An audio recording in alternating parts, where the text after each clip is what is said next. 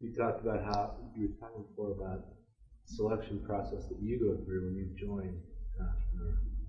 What are the things that you have a checklist? Yeah, mental checklist, yes. I make mistakes. I made a mistake on that one too. Against a lot of advice, I recently, a couple of years ago, joined a company in Chicago to convert them from an ISP to DSL sales. Had a great plan. Had all kind of excitement from everybody. Turned off the people in New York. Turned on the people in California. They were coming out here on a Wednesday to do a deal. We had been out there Friday, reading term sheets from 2 companies. And the president's girlfriend decided she'd like to have the president for a husband. Now, up until that time, he listened to everything I said. I was his hero. I mean, he used to say to a staff meeting, he'd say, I look in the mirror and I see Jerry. That's who I want to be. I mean, I had no inkling in the world that he'd change his mind.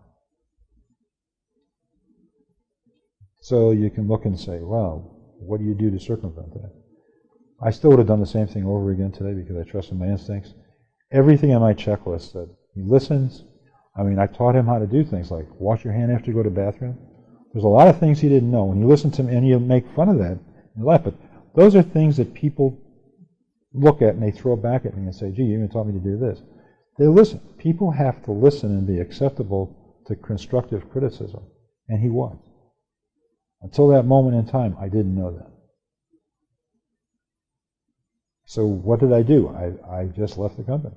I said, I'm leaving. He said, when? I said, 5 o'clock. This was at noon.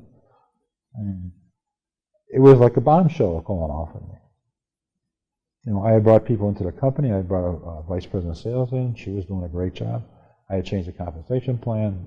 I had gotten people to pay their bills. I donated services to the Chicago Public Library to get the press. We had advertising campaigns going. Everything was going very good. And someone decided they didn't want to do it. And later on, they sold their company, made a couple million, and they were, at the time, they would have made 600 million. So you make mistakes, but you learn from your mistakes. But I don't know what I learned from that. I listened to the venture capital guys that said not put money in, and I didn't tell them to put money in. I circumvented going public for venture capital. And it was working. It was good. Now, so the mistakes you make, you learn from, but I don't know what lesson I learned from that. Because I met a young entrepreneur that really wanted someone that he could follow. And listened to everything I said. I didn't have to be the CEO. He listened to what I said, and that's usually what happens. If you have respect, people will listen to you. But you have to earn respect. And sometimes you're not just by being older and experienced. People say, gee, I like all that stuff.